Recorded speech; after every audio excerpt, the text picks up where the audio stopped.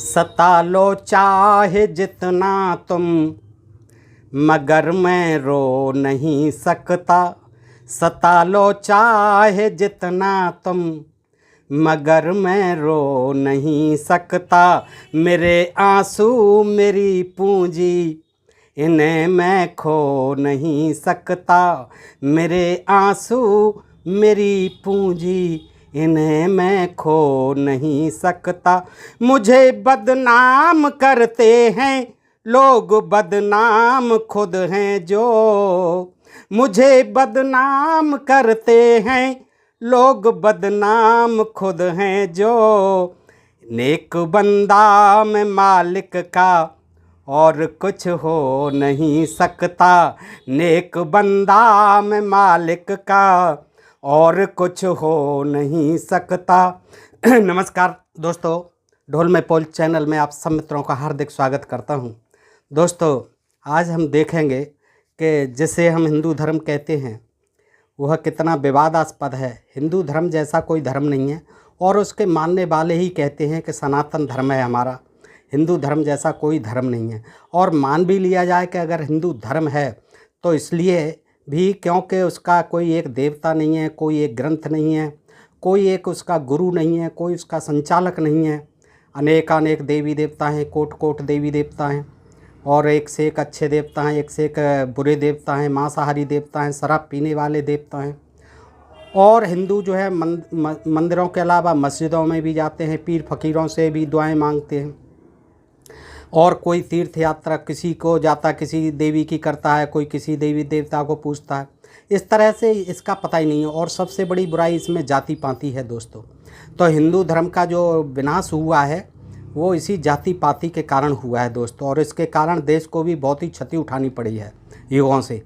तो दोस्तों, आज हम हिंदू धर्म की बुराइयां देखते हैं, कुछ बुराइयां देखते हैं आज, क्योंकि बुराइयां तो बहुत हैं देखी जाए तो, लेकिन कुछ खास बुराइयों को आज हम देखते हैं इस वीडियो के माध्यम से। और आपसे अनुरोध करता हूं कि ये बहुत दिलचस्प जानकारी है जो मैंने विभिन्न साक्ष्यों से संकलित की है और मैं आपके समक्ष रखता हूं दोस्तों। और इसके बाद मैं चाहूँगा कि आपको जो कल के वीडियो पर कमेंट किए हैं आपने, उनमें से कुछ आपके समक्ष रखूँ दोस्तों। तो आपसे अनुरोध करूँगा कि उन कमेंट्स को भी आप सुनें।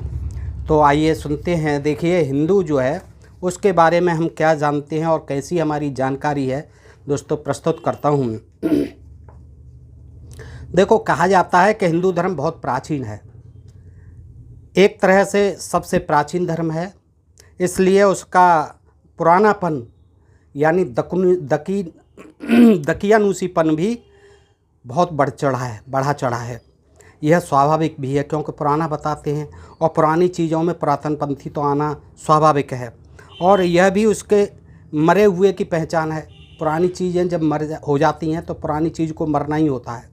तो ये एक तरह से हिंदू धर्म जो है मृत प्रायशाही धर्म है। वह आर्य अनार्य के संघर्ष का युग था। उस युग में सारी उदारताओं और नैतिक नियमों का पालन आर्य लोगों तक सीमित था। वह मानवता का युग नहीं था। आर्य लोग बाहर से आए थे और उन्होंने अनार्यों के साथ झगड़े किए, युद्ध किए, तमाम संग्राम किए।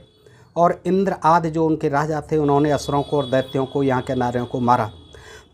इसके बाद उस सनातन धर्म को फिर हिंदू धर्म कहने लगे। इसके बाद हिंदू धर्म बदलता रहा, उसकी सभ्यता, संस्कृति तथा देवी देवताओं को अपनाता रहा। अनेक देवी देवता पैदा होते रहे। उसी के भीतर जो क्रांतियाँ होती रहीं उन्हें भी एक कोने में रखता रहा। परंतु यह परिवर्तन जिस तरीके से होता रहा उससे लाभ की अपेक्षा हानि अधिक हुई, कई गुणी हानि हुई। इसमें से कुछ बुराइयां देखते हैं कि क्या बुराइयां रहीं जिनके कारण जो है हिंदू धर्म को हानि हुई। नंबर 1, अपनाने का काम विवेकपूर्ण नहीं हुआ। जो नई बात संपर्क में आई और उसका प्रभाव पड़ा, वह अच्छी है या बुरी, इसका विचार किए बिना उसे अपना लिया गया। ऐसा माना गया कि जो नई चीज़ आई तो और पुरानी चीज़ रही तो उसकी अच्छाई और बुराई को नहीं देखा, लेकिन अपना लिया।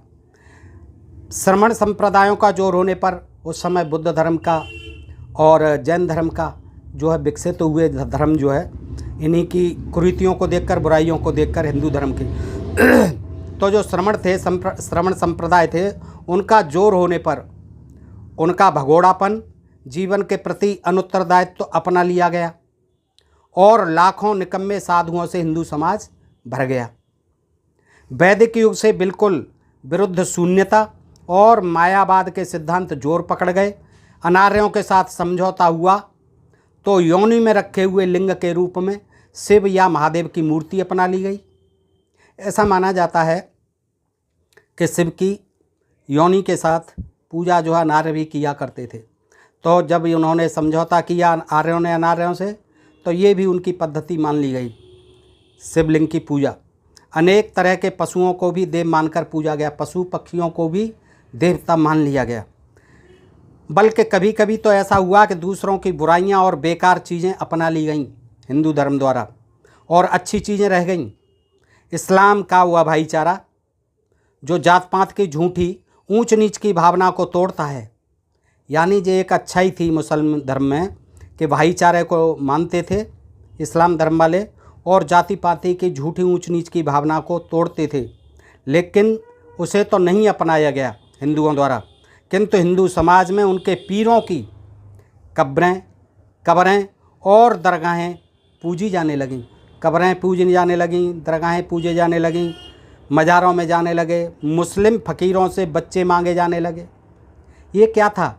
ये हिंदू धर्म का डावाडोलपन था।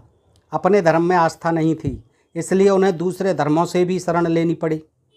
उधर कुछ हिंदुओं ने मुसलमानों की नकल करके मूर्ति विरोध को लेकर अनेक संप्रदाय खड़े कर लिए। और चूँकि मुसलमान जो है बुराई करते थे, उसकी मूर्ति पूजा के विरोधी थे मुस्लिम जो है, तो उन्होंने जो है क्या किया कि तमाम मूर्ति पूजा के विरोध में भी संप्रदाय खड़े कर लिए। अच्छाई दूर रही, जैसे आर्य समाज था, अच्छाई दूर रही, बुराई पल्ले पड़ गई। इस प्रकार प्राचीन अनार्यों से लेकर कल के मुसलमानों तक से जो कुछ लिया गया उसमें विवेक नहीं था, कोई विवेक नहीं था। जो बुराइयां ग्रहण कर ली, भय था अनिष्ट होने का, इसीलिए मस्जिदों में भी जाते थे, मंदिरों में भी जाते थे। भय था, प्रलोभन था, कुछ लालच भी था, हमारा ये भला हो जाए, हमारी ये मन्नत पूरी हो जाए। निर्बलता थी, ये कमजोरी है ही मानसिक। अज्ञान था, अज्ञान भी है ये। इस कारण से हिंदू धर्म की विशालता गुण रूप की अपेक्षा दोष रूप में अधिक बदल गई। हिंदू धर्म की विशालता में ये एक बड़ी भारी बुराई है कि दूसरे धर्मों की बुराइयों को भी ग्रहण कर लेना। दूसरी बुराई यह है कि नई चीज़ अपनाने पर भी पुरानी चीज़ बनी ही रही, पुरातन बनती फिर भी बनी रही। जैनों के संपर्क से अहिंसा के ऊंचे से ऊंचे विधान आए, परंतु पुराने हिंसा के विधान भी बने रहे। बलि प्रथा आज भी दी जाती है, देवियों पर देवों पर बलि। परम ब्रह्म की पूज्यता के साथ भूत पिशाच, भैरव, शनिश्चर आदि भी बने रहे, प्राचीन काल से थे, आज भी बने हुए हैं। अद्वैत सिद्धांत आया पर जात पात ऊंच नीच का भेद भी बना रहा। वैराग्य और सदाचार की बातें आईं, पर श्री कृष्ण की रासलीलाएं भी आईं और गाई जाती रहीं। उपनिषदों का तत्व ज्ञान आया, पर वेद की मान्यता और उसके क्रियाकांड की कथाएं गाई जाती रहीं। मतलब यह है कि हिंदू धर्म ने अपने शरीर से पचा हुआ माल बाहर नहीं निकाला और नयापन ठूंसता रहा। इसका परिणाम यह हुआ कि वह नया भी जीवन रस न दे सका।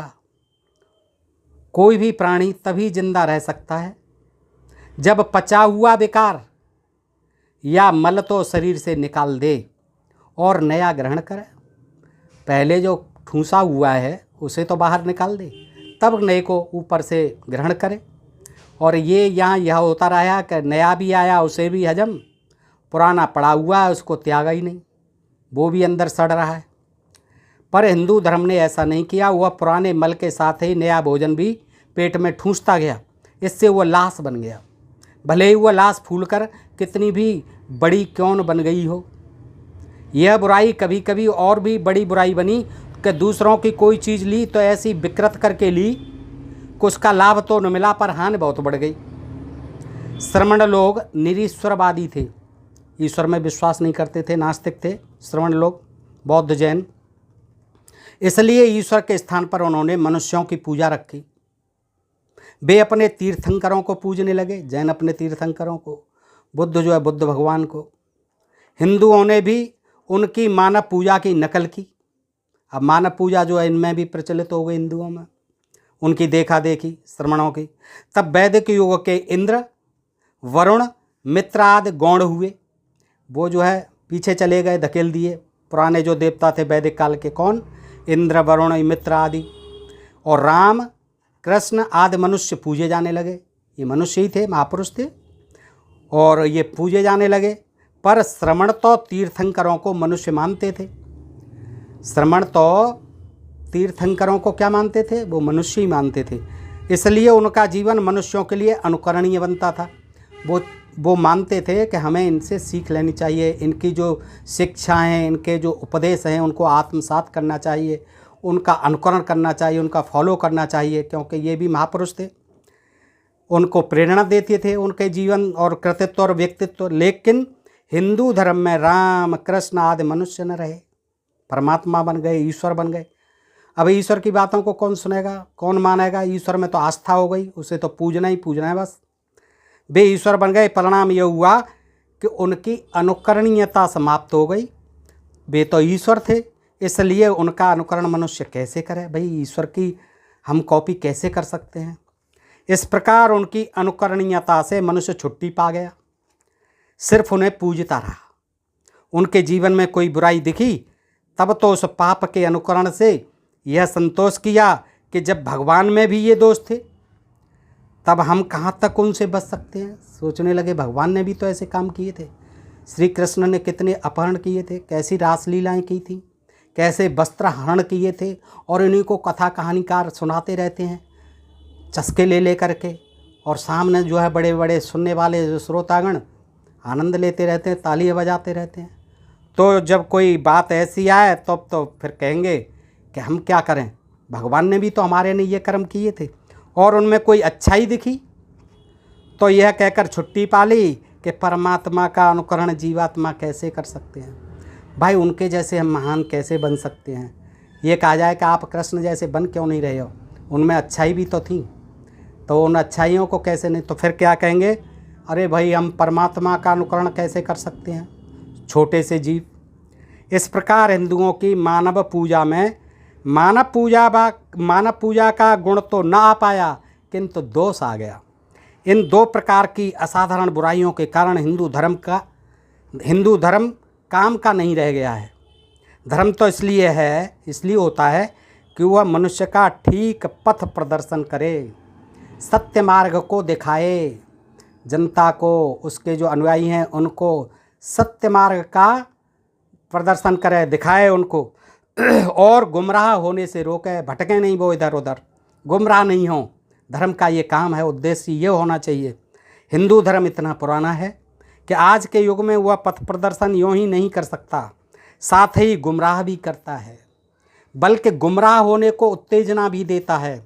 उसमें अविकसित युग के ऐसे विधि विधान भरे पड़े हैं, जो उसका कथा साहित्य भी ऐसा अभिषिक्त है कि उसे पापोत्तेजक तक कहा जा सकता है। देखिए पापोत्तेजक, इसकी जो कथा कहानियाँ हैं वो पाप को बढ़ावा देने वाली हैं। मनुस्मृति कहती है, न मां संभक्षणे दोषी न च मद्ये मैथुने प्रवर्तयसां भूतानां निवृत्तिस्तु महाफला।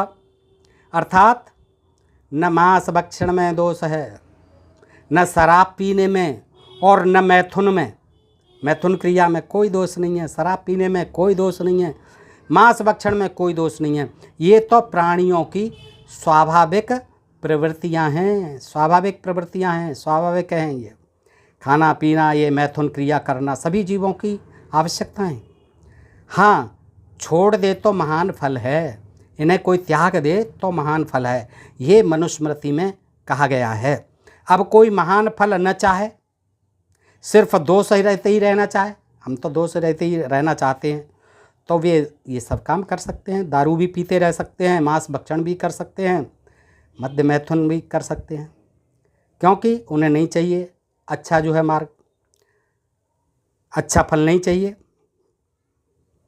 अब राम और कृष्ण भगवान के रूप में मान लिए गए, इसलिए इनके जीवन को लोग आदर समझें, यह स्वाभाविक है। ये महामानव थे, इसलिए इनके जीवन में अच्छी बातें भी मिलती हैं। ऐसा नहीं है कि इनमें सब बुराइयां थी कृष्ण में, राम में, परंतु ऐसे ऐसे दोष भी मिलते हैं जो इस युग में क्षमा नहीं किए जा सकते। तब मनुष्य उनसे सत्य प्रेरणा क्या लेगा। इनमें दोष ऐसे भी हैं जिनको कि अगर अनुकरण कर लिया जाए तो हाय तौबा मच जाएगा, बल्कि अपने पापों और अत्याचारों के समर्थन में नज़ीरें ही पाएगा। क्या हम कर रहे हैं तो क्या हो गया। रामचंद्र जी ने नहीं किए थे, ये मारे वो मारे, उनके नाक कान काटे, ये किया वो किया, सीता का परित्याग किया। तो इनसे सत्प्रेरणा लेके फिर क्या करेगा आदमी, परेशान होगा, दुखी होगा, समाज में उथल पुथल मच जाएगी। एक शूद्र ने तपस्या क्यों की, इसलिए रामचंद्र जी ने उसकी गर्दन काट डाली। रावण की बहन ने राम से प्रेम याचना क्यों की, इस पर राम जी ने उसकी नाक कान काट डाले। बाली और सुग्रीव का आपस में झगड़ा था और रामचंद्र जी ने अपने स्वार्थ के लिए सुग्रीव से दोस्ती की, इसलिए बाली को छुपकर धोखे से मार डाला। मेघनाथ अपने घर में साधना कर रहा था युद्ध जीतने के लिए, पर रामचंद्र जी के हुक्म से लक्ष्मण ने विभीषण की सहायता से, विभीषण तो है ही घर का भेदी, रावण भी मरवा दिया, मेघनाथ भी मरवा दिया, सारे राक्षस उसी ने मरवाए, तो सहायता से मेघनाथ को धोखे से मार डाला लक्ष्मण ने। ऐसी अवस्था में यदि हजारों वर्षों तक हिंदुओं ने शूद्रों को दबाया, या अफ्रीका और अमेरिका में गोरों ने कालों पर अत्याचार किए, या मुसलमानों ने हिंदुओं के साथ लड़ाई में धोखेबाजी की, तो हिंदू किस मुँह से इन बुराइयों का विरोध करेगा। अब जो हमारे साथ मुसलमानों ने किया, या अफ्रीका में और अमेरिका वालों ने किया, या यहाँ शूद्रों के साथ किया, तो इसका विरोध किस तरह से किया जाएगा। अरे भाई, हमारे रामचंद्र जी ने भी तो ये किया था, हम कर रहे हैं तो क्या गुनाह है, जबकि स्वयं उनके भगवान तक इन बुराइयों में फंसे रहे। हमारे तो भगवान भी इन बुराइयों में फंसे हुए थे, हम तो उन्हीं से प्रेरणा लेके ये कर रहे हैं शूद्रों के साथ, क्या गलत कर रहे हैं। श्री कृष्ण के बाल जीवन के जो गीत गाए जाते हैं, जिनमें पनघट पर औरतों को छेड़ना, दही बालियों के मटके फोड़ना और दही लूट लेना, पर स्त्री राधा के साथ प्रेम संबंध जोड़ना, ब्रज ललनाओं को ले जाकर रास लीला करना, नदी में नहाती हुई औरतों के कपड़े ले भागना आदि असंख्य प्रसंगों का वर्णन है। भागवत पुराण में खूब सुनाते हैं ये इन्हीं प्रसंगों को, और इन्हीं सुनना पसंद करते हैं लोग, क्योंकि इनमें रस आता है।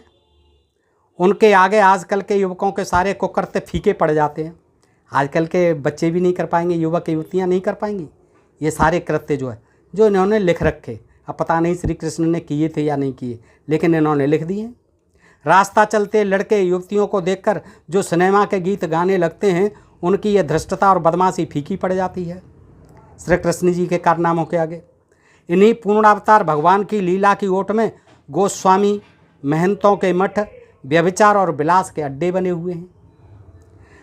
उधर बड़ी अवस्था में श्री कृष्ण अर्जुन की सहायता से सारा खांडव वन उसमें रहने वाले मनुष्यों सहित जला डालते हैं।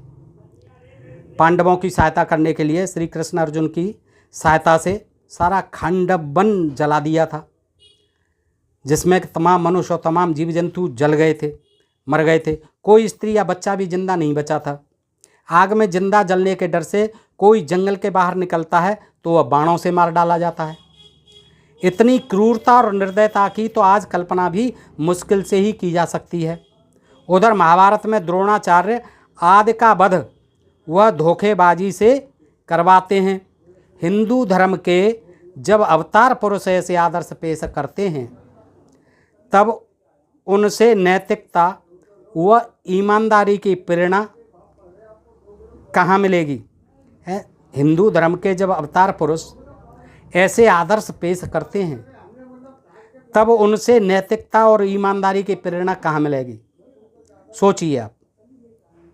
कहने को तो भागवत में यह कहा गया है कि भगवान का अवतार मनुष्य को शिक्षा देने के लिए, गीता में कहा धर्म की संस्थापना के लिए, यदा यदा हि धर्मस्य ग्लानिर्भवति भारत अभ्युत्थानम् अधर्मस्य तदात्मानं सृजाम्यहम् परित्राणाय साधूनां विनाशाय च दुष्कृतां धर्म संस्थापनार्थाय संभवामि युगे युगे। और महाभारत में जितना अत्याचार हुआ, अधर्म हुआ, अनैतिकता की हद पार कर दी, धोखे से मारे गए सारे गुरु और पितामह और सारे रिश्ते नातेदार कुटुंब परिवार, और कहाँ धर्म की संस्थापना बताते हैं उसे। तो इन महापुरुषों से अगर ऐसे आदर्श अपनाए जाएं तो आज दुनिया में तहलका मच जाएगा। कहने को तो भागवत में यह कहा गया है कि भगवान का अवतार मनुष्य को शिक्षा देने के लिए होता है, राक्षसों के वध के लिए नहीं। लेकिन क्या कहा गया है कि मर्त्यवतरम स्तुम्भम मर्त्यम शिक्षणम रक्षा वधायब न केवलम विभो। पर राम और कृष्ण के जीवन से क्या शिक्षा मिल सकती है, ये आप देख सकते हैं। अब देखिए, हर बुराई को मोहबस भलाई के रूप में देखा जाए, उनका अर्थ बदला जाए बुराइयों का, कह रहे ऐसे नहीं था, ऐसे था, ये नहीं था, वो नहीं था, अपनी तरीके से आज उसकी व्याख्या करने लगे हर बुराई की। श्री कृष्ण जी कपड़े नहीं चुराते थे, वो तो उनको ज्ञान दिया था, वो तो माया दिखा रहे थे अपनी।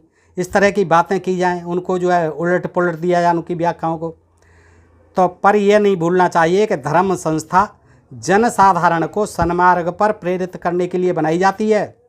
धर्म काहे के लिए है? सन्मार्ग पर प्रेरित करने के लिए, बाल की खाल निकालने वाली पंडिताई चर्चा के लिए नहीं। ये तो फिर जो है तमाम बाल की खाल निकालते रहो आप। तथ्यों पर पर्दा डालने के लिए भी नहीं। ये धर्म की स्थापना जो है, धर्म संस्थाएं पर्दा डालने के लिए नहीं है, कुकृत्यों पर उसकी बातें जो है बनाने की, इधर उधर बाल की खाल निकालने वाली काम चलाऊ पंडिताई की चर्चा के लिए नहीं है। धर्म की संस्थापना है और धर्म का मतलब है जनसाधारण को सत्मार्ग पर प्रेरित करना। जो विधान और जो चरित्र स्पष्ट रूप में जैसे मालूम पड़ते हैं, उनसे जनता उसी तरह की प्रेरणा लिया करती है और धर्म संस्था की उपयोगिता भी उन्हीं पर अवलंबित है। ऊपर जो बातें कही गई हैं और आगे भी कही जाएंगी, उनसे इस बात का पता लगता है कि हिंदू धर्म न मानव जीवन के विकास में मदद कर सकता है, न कुल मिलाकर सत्प्रेरणा दे सकता है। कोई मदद नहीं कर सकता विकास में, न आज तक की है कोई मदद, न कोई सत्प्रेरणा दे सकता है, कोई है ही नहीं ऐसा। अब कोई धर्म गुरु हो, कोई एक ग्रंथ हो, कोई एक ऐसा देव गुरु हो जिससे प्रेरणा ली जाए, अब यहाँ तो कोई पता ही नहीं चलता है। अजायब घर जैसा है, जो भी आया इस हिंदू धर्म में मिलता चला गया। विदेशी आए तमाम, सकहूण और पारसी वारसी जो भी आए सब मिलते चले गए। पहले तो इनको जीता और फिर जो है यहाँ के जो है हिंदू बन गए, क्योंकि उन्हें तो अपना उल्लू सीधा करना था, वह यहाँ शासन करना था। अब देखिए, जाति पाति भी इसकी बहुत बड़ी बुराई है दोस्तों, कि हिंदू धर्म में जाति पाति का जैसा विधान और व्यवहार पाया जाता है सारे धर्म ग्रंथों में लिखा हुआ, वैसा संसार के किसी धर्म में नहीं है। इतना भयंकर छुआछूत, ऊंच नीच, जात भेद संसार के किसी धर्म में नहीं है जो इस हिंदू धर्म में है, और इसके धर्म ग्रंथ जो है भरे पड़े हैं दोस्तों। इस विषय में हिंदू धर्म असाधारण है। जात पात की थोड़ी बहुत बीमारी दूसरों के यहाँ भी है, ऐसा नहीं है, मुसलमानों में भी है, ईसाइयों में भी होती होगी, लेकिन जात पात की इतनी बीमारी भयंकर किसी धर्म में नहीं है। पर हिंदू धर्म की इस बुराई के आगे वह पासंग के बराबर भी नहीं है जो बुराइयां हैं। दूसरी जाति के आदमी के हाथ का खाना भी नहीं खा सकते, पानी भी नहीं पी सकते, और मनुष्य के बीच में इतना भेदभाव कहीं नहीं है। बराबर नहीं बैठने देते, मूछें नहीं रखने देते, कुएं पर नहीं चढ़ने देते, मंदिर में नहीं घुसने देते, अपने द्वार पर खटिया पर नहीं बैठने देते, बाजे बजा करके घोड़ी पर चढ़ के बारात नहीं निकालने देते। ये कौन लोग हैं? ये हमारे हिंदू लोग हैं, और हिंदुओं के साथ ही है। उसके हाथ का नहीं छुआ खाएंगे। मिड डे मील में उसने बना दिया ओबीसी के ने, शूद्र महिला ने, नहीं खाएंगे। तमाम जो है ऐसी बातें, बेतुकी पानी नहीं पिएंगे, मटके को कुछ छू लेगा उसको मार देंगे। तो ये क्या है? ये हिंदू धर्म के दोष हैं और ये जातिगत बुराई के कारण हैं। इनको जो है ख़त्म होना चाहिए दोस्तों, ये आगे नहीं चलने चाहिए। इससे देश का बहुत नुकसान हुआ है। अब जो है वैज्ञानिक युग है, सोच में परिवर्तन होना चाहिए और ये प्रयास करने चाहिए कि ये पुरातन पंथी दकियानूसी जो विचार हैं उनसे हमें मुक्ति पानी चाहिए, कि आदमी के हाथ का खाना भी नहीं खा सकते, पानी भी नहीं पी सकते। मनुष्य के बीच में इतना भेदभाव कहीं नहीं है। बड़ी सरलता से मनुष्य का ऐसा भयंकर अपमान कहीं नहीं है। रंग, रूप, गुण, रहन सहन के तरीके, आर्थिक स्थिति, विद्वता, धर्म आदि बातों में कोई भेद न होते हुए भी यहाँ जात भेद माना जाता है, और ऐसे हजारों जात भेदों से हिंदू समाज की चिंदी चिंदी उड़ी हुई है। यह भेदभाव सिर्फ सामाजिक ढांचे में ही नहीं है, अपितु हिंदू शास्त्रों के विधान और पौराणिक चरित्र भी ऐसे भेदभावों से भरे पड़े हैं। मनुस्मृति आदि में शूद्रों के अपमान की बातें भरी पड़ी हैं। शोषण की बातें भरी पड़ी हैं, उनके लिए दंडों की बातें भरी पड़ी हैं, क्रूर दंडों की। तुलसीदास भी गुणी शूद्र को अपूज्य और गुणहीन ब्राह्मण को पूज्य बताते हैं। महाभारत में कर्ण बहादुर होने पर भी इसलिए अपमानित होता है कि वह सूतपुत्र समझा जाता था। सूतपुत्र अधिरथ के यहाँ पला था, राधा ने पाला था, यही उसका गुनाह था। वैसे वो सूर्य से पैदा हुआ, कुंती से, कुंवारी से, लेकिन चूंकि सूत के घर में पला तो उसको जगह जगह अपमानित होना पड़ा। राम राज्य में एक तपस्वी की गर्दन इसलिए काट दी जाती है क्योंकि वह एक शूद्र था। ये राम राज्य में हुआ। यद्यपि कहीं कहीं समता के विधान भी पाए जाते हैं, ऐसा नहीं है, कहीं कहीं समता के, बराबरी के विधान भी पाए जाते हैं, परंतु ऐसे विधान वाला साहित्य हिंदू धर्म में प्रतिष्ठित नहीं हो पाया। वे अध्यात्म या दार्शनिक क्षेत्र के विधान समझे गए, आचार क्षेत्र के नहीं। या तो वे सामान्य संदेश समझे गए, विशेष संदेश नहीं। विशेष संदेश तो वे रही नहीं जो मनुस्मृति, रामायण, महाभारत आदि में बताए गए और जो आज के हिंदू समाज में प्रतिष्ठित हैं, वो ही जो है नियम मान्य हुए। यह भी बात नहीं है कि हिंदू यह भेदभाव स्वच्छता, स्वास्थ्यता और पवित्रता आदि की दृष्टि से रखता हो। ये मान लिया जाए कि चलो ये लोग गंदे रहते हैं, कहते हैं कि ये लोग गंदे रहते, शूद्र लोग, इनके साथ इसलिए हो, स्वास्थ्य इनका सही नहीं रहता है, स्वच्छता नहीं रखते हैं, तो इनके साथ ये भेदभाव इसलिए किया जाता है। तो ये कोई बात ही नहीं, ये कोई मान्य बात नहीं है।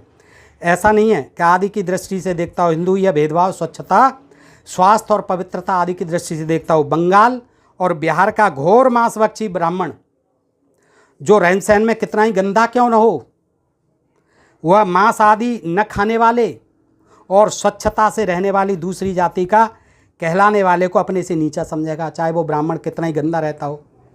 बंगाल का ब्राह्मण, बिहार का ब्राह्मण जो खूब मछली खाता हो, मांस भक्षी हो, कितना ही गंदा रहता हो, लेकिन फिर भी वो दूसरी जाति वालों को, चाहे वो बिल्कुल निरे शाकाहारी हों, कितने ही नहा धो के स्वच्छ रहते हों, कितने ही पूजा पाठ करते हों, कितनी छापे तिलक लगा के ब्राह्मण बनने की चेष्टा करते हों, लेकिन वो फिर भी उनको अपवित्र ही मानेंगे क्योंकि वो शूद्र हैं, हे जाति के हैं। उसके हाथ का न खाएगा, कभी नहीं खाएगा, मर रहा होगा लेकिन फिर भी नहीं खाएगा, प्यासा मर जाएगा लेकिन पानी नहीं पिएगा। यहाँ तो सिर्फ परंपरागत जाति का विचार किया जाता है, जाति देखते हैं बस, ये किस जाति का है, इससे कोई मतलब नहीं वो कितना पढ़ा लिखा है, कितना सुंदर है, कितना बलशाली है, कितना विद्वान है, कितना धनवान है, इससे मतलब नहीं है। ब्राह्मण देव तो ये देखते हैं कि हमें इसके हाथ का खाना नहीं है, पीना नहीं है, क्योंकि ये अमुक जाति का है। स्वच्छता, स्वास्थ्य, पवित्रता, ईमानदारी, विद्वता का आज कोई मोल नहीं है। इन सब गुणों को पाकर भी मनुष्य की अछूतता नहीं जाती। अछूत लोग जो हैं आज कितने भी पढ़ जाएं, आज भी उनसे अछूतता चिपकी हुई है। आज डीएम बन जाता है कोई वाल्मीकि समाज का, चमार समाज का, और उसकी जाति पहले पहुंच जाती है, लोग उसको उसी दृष्टि से देखते हैं। कहीं कहीं ऑफिस जो है धुलवाए जाते हैं, उनका जो है शुद्धिकरण किया जाता है, आज भी कुर्सी बदली जाती है, कुर्सी पवित्र की जाती है, मुख्यमंत्री तक का बंगला धुलवाया जाता है, कुर्सी बदली जाती है। तो ये क्या है, ये उनकी जो है ये भावना है, मानसिक जो विकार उनके अंदर है कि ये अछूत है, ये हमसे नीचा है, ये अपवित्र है, चाहे वो कितना ही पढ़ा लिखा है। तो मनुष्य की अछूतता नहीं जाती है, सजातीयता नहीं आती कि ये मनुष्य है, हमारा भाई है। मरकर उस जाति में जन्म लेने के सिवाय कोई दूसरी जाति में शामिल नहीं हो सकता। आज दुनिया के सब मनुष्यों की एक जाति, एक समाज, एक राष्ट्र बनाने का समय आ गया है दोस्तों। ये बिल्कुल कट सच्चाई है कि आज इन चीज़ों की कोई आवश्यकता नहीं है। ये जात विहीन समाज होना चाहिए, सब एक जैसे होने चाहिए, सबको पढ़ने का, सबको शिक्षा का, सबको विकास के अधिकार होने चाहिए। तो आज क्योंकि ये समय की मांग है, विज्ञान तरक्की कर रहा है, दूसरे देश कहाँ पहुँच गए हैं, मंगल पर जा रहे हैं, चंद्रमा पर जा रहे हैं, और हम इन्हीं जाति पाति के झगड़ों में अटके हुए हैं। तो आज दुनिया के सब मनुष्यों की एक जाति, एक समाज, एक राष्ट्र बनाने का समय आ गया है। इसके बिना न युद्ध रुक सकते हैं, परमाणु युद्ध के खतरे मंडरा रहे हैं सारे विश्व में, न विश्व शांति हो सकती है जब तक भाईचारा कायम न होगा। राजनीतिक दृष्टि से ये एकता तब तक नहीं हो सकती, न टिक सकती है जब तक सामाजिक दृष्टि से ये एकता पैदा नहीं होगी। जब तक हम समाज में एक रस्ता नहीं लाएंगे, समरसता नहीं लाएंगे, तब तक ये राष्ट्र में कैसे व्याप्त होगी। इसलिए हमें नीचे से चलना पड़ेगा। हमें अपने समाज में जो है समरसता पैदा करनी होगी, भाईचारा पैदा करना होगा, आपस में प्रेम और सामंजस्य पैदा करना होगा, एक दूसरे के प्रति सहिष्णुता और उदारता का भाव पैदा करना होगा। तभी हम आगे बढ़ पाएंगे, तभी हम दुनिया की टक्कर ले पाएंगे। न टिक सकती है जब तक सामाजिक दृष्टि से ये पैदा नहीं हो। पर जात पात और छुआछूत के भेदभाव से भरा हुआ तथा उस पर टिका हुआ हिंदू धर्म इस दिशा में क्या प्रेरणा दे सकता है? कोई प्रेरणा नहीं दे सकता। हिंदू धर्म वालों को, जो हिंदू धर्म के ठेकेदार बनते हैं, जो अलंबरदार बनते हैं, उनको ये प्रेरणा देनी चाहिए कि अब ये चीज़ें नहीं होनी चाहिए, जातिवाद को ख़त्म करो। लेकिन देखा जाता है कि ये सबसे ज़्यादा जातिवादी आज भी पैदा करते हैं दोस्तों, अपने भाषणों से, अपने प्रचार माध्यमों से। तो इनको जो है ये नहीं करना चाहिए। आज समय नहीं है, आज हिंदुओं को संगठित होना चाहिए, इन जात बुराइयों को जो है भेदभाव को त्यागना चाहिए। तभी ये मतांतरण रुकेगा, तभी हिंदुओं की संख्या रुकेगी, बढ़ेगी, और तभी ये देश जो है मजबूत होगा और तभी ये आगे बढ़ पाएंगे दोस्तों। अतीत में जिसने जात पात तोड़नी चाहिए, छुआछूत हटानी चाहिए, बहुत प्रयास हुए हैं। ऐसा नहीं है कि लोगों ने प्रयास नहीं किए, लेकिन उन्हें हिंदू धर्म छोड़ना पड़ा, वो सफल नहीं हुए, और उन्हें हिंदू धर्म भी छोड़ना पड़ा, मुसलमान या ईसाई बनना पड़ा, देशद्रोह करना पड़ा। ऐसा धर्म इस मानवतावादी युग में, इस मानवतावादी युग में मनुष्य के किस काम का? हिंदू धर्म का एक यही दोष इतना महान है, जाति पाति वाला इतना महान है कि अगर उसमें और सब गुण ही गुण होते, चाहे लाख गुण होते, पर ये एक गुण ही इतना काफ़ी है कि हिंदू धर्म आज के युग में पथ प्रदर्शक मानकर नहीं अपनाया जा सकता। इसे पथ प्रदर्शक नहीं माना जा सकता कि ये सच्चा मार्ग दिखा सकता है, क्योंकि इसमें जो जाति पाति की, भेदभाव की, मनुष्य मनुष्य के बीच में तमाम जो है छुआछूत और ऊंच नीच का जो भेदभाव है, ये हिंदू धर्म की सबसे बड़ी बुराई है। अब भले ही इसमें लाखों गुण आ जाएं, अच्छाइयाँ लाखों आ जाएं, लेकिन जब तक ये एक अवगुण विद्यमान रहेगा दोस्तों, तब तक हमारा हिंदू धर्म का उत्थान नहीं होगा दोस्तों। आज के लिए इतना ही। आप बताएं कि आपको ये प्रसंग कैसा लगा दोस्तों, और अगर अच्छा लगा हो तो अपने दोस्तों को शेयर करें। दोस्तों मैं आपके सामने जो है कल के वीडियो पर कुछ आए हैं, तो दोस्तों मित्र कुछ कहते हैं कि हमारा जो है सुना दिया करें, तो आज मैं प्रयास करता हूँ। ये राजू लिखते हैं कि नेपाल जय भीम जय बुद्ध, और राम कल्याण जी लिखते हैं sir as you are uploading the videos all of these are a wonder revolution in the field of caste differences. I am very proud of your this type of wonderful and fateful thinking on the topical videos. Please go ahead without any hesitation. So many thanks to you sir जी। दोस्तों मैंने इनको बहुत बहुत धन्यवाद दिया है। और आगे जुगल किशोर जी कहते हैं आपको कोट कोट नमन, बधाई, अभिनंदन, आभार बहुजन लोग व अंधभक्तों को जागरूक करने के लिए। नमो बुद्धाय, बुद्धमय भारत वर्ष, जय विद्वान, वो जय किसान, जय जवान, जय विज्ञान, जय संविधान, जय भीम, जय बहुजनों, जय भीम, जागो जागो जागो, अंधभक्तों जागो, अभी नहीं तो कभी नहीं।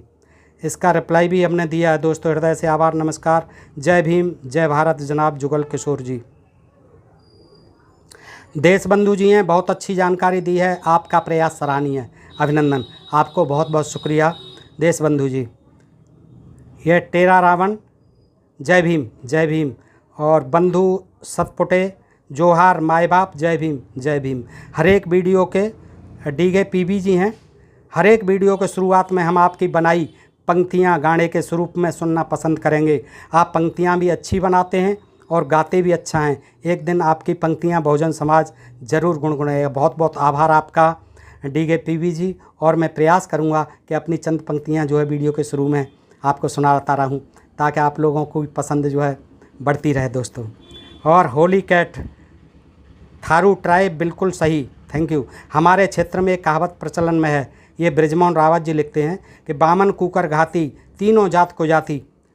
दोस्तों ये जाति के ऊपर इन्होंने कमेंट किया है, शुक्रिया आपका ब्रिजमोहन रावत जी। और ये हैं अजहर करीमी जी, सर आपने जो शायरी प्रोग्राम के शुरू में पढ़ी वह किसकी लिखी हुई है? बहुत ही सुंदर और सत्य है। ये दोस्तों मेरी ही लिखी हुई होती हैं और मैं लिखता रहता हूँ। अजहर करीमी जी आपका बहुत बहुत हृदय से आभार। ब्रिजमोहन रावत जी लिखते हैं सर आदिवासी उन्हीं से घृणा करते हैं जो बहुत पहले से उनसे घृणा करते आ रहे हैं। बिल्कुल ठीक ब्रिजमोहन रावत जी, शुक्रिया। सुरेंद्र कुमार जी लिखते हैं very nice song, you are right now sir ji, thank you Surendra Kumar ji. Holy cat, Hindu word का ओरिजिन शायद द्रविडियन वर्ड सिंटू से ही था, जो असल में कई पाम ट्रीज भी सिंटू ही कहते हैं साउथ इंडिया में। पाम ट्रीज का है वैरायटी। हाँ, ये ठीक कह रहे हैं आप। सिंटू शब्द से भी कई जगह उल्लेख आया है कि सिंटू शब्द को ही हिंदू मान लिया गया। होली कैट जी, धन्यवाद आपका।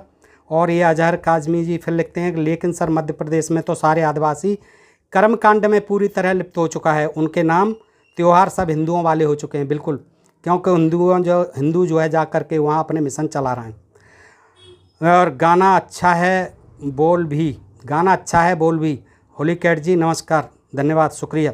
ब्राह्मण धर्म में बहुजन ओबीसी एससी एसटी हिंदू नहीं हैं और संवैधानिक रूप से भी हिंदू नहीं हैं। दिनकर जी, दीपक सागर कहते हैं संविधान भी पढ़कर बताओ आप, और इतना पढ़ने के बाद आपने क्या माना? आप और मेरे हैं अभी तो लक्ष्मण दूसरे ओबीसी एससी के बुद्धिजीवियों ने 22 प्रतिज्ञा ली हैं। अशोक विजयदशमी को तो बदलाव हो रहा है। चमार को विशेष रूप से गाली बक रहे हैं जो यादवों को चने के झाड़ पर चढ़ा रहे हैं। उनसे कहा जाए कि कबीर, नानक, तुकाराम, बुद्ध, पेरियार, रामास्वामी, जगदेव प्रसाद कुशवाहा तो दलित नहीं थे। ज्योतिबा फुले, साहू जी महाराज और अन्य ओबीसी कास्ट में जन्मी विभूतियाँ जो बहुजनवाद जगा कर गईं वो अम्बेडकरवादी थे क्या? आपको सादर भीम, जय भीम। दिनकर जी, थैंक यू, बहुत बहुत शुक्रिया आपका। दीपक सागर जी, ये प्रहलाद चंद्र जी लिखते हैं ब्राह्मण कहते हैं कि वेद ब्रह्मा ने लिखे या प्रकट किए, तो कोई बता सकता है कि इनकी मूल प्रति कहाँ है? तो इनको जवाब दिया है कि यह तो साहब गीता प्रेस गोरखपुर ही बता सकता है। उन्हीं के पास ब्रह्मा जी आए होंगे लेकर के अपनी पांडुलिपि, और वो हो सकता है उनके यहाँ सुरक्षित रखी हो। तो ये जो है इस तरह के जो अच्छे अच्छे कमेंट दोस्तों मैंने आपको सुनाए, और शायद मैं आप तक पहुंचता रहता हूं। वैसे हर कमेंट को जब भी मौका मिलता है मैं जवाब देने की प्रयास करता हूं, और आपसे ही अनुरोध करता हूं कि ऐसे ही कमेंट लिखते रहें, लाइक भी करते रहें दोस्तों, क्योंकि ये मेरे लिए बहुत महत्वपूर्ण हो जाते हैं। आपका एक लाइक, एक सब्सक्राइब और आपका एक कमेंट। दोस्तों ऐसे ही प्रवचन सुनने के लिए, ऐसे ही तमाम जो है प्रकरण लाता रहूँगा आपके सामने। ढोल में पोल चैनल को सब्सक्राइब करते रहें। आज के लिए इतना ही सुनने के लिए आप सबका हृदय से आभार, नमस्कार, जय भारत, जय इंडिया दोस्तों।